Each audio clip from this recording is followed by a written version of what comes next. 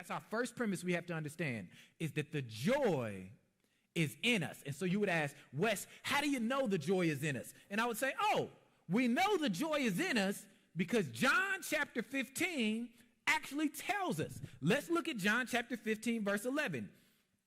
Jesus is talking, and he said, I have said these things to you so that my joy may be in you, and that your joy may be made complete. So Jesus tells us in John chapter 15, verse 11, that his joy is in us.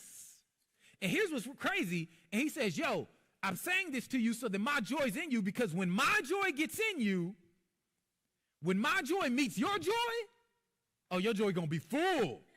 Our joy's together? That's going to be crazy joy, bro. That's what it says. I'm telling you these things so that my joy may be in you and that your joy may be complete. Complete joy. Full of joy. The word full is what you find in many of your translations, right? You're full of joy when you recognize that Jesus' joy is in you, right?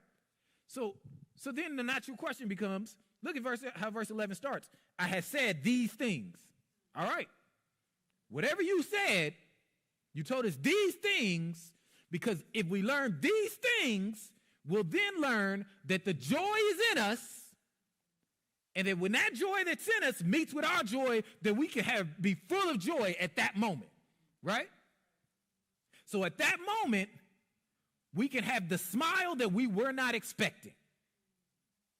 At that moment. So naturally, you have to ask yourself, well, then, what are these things?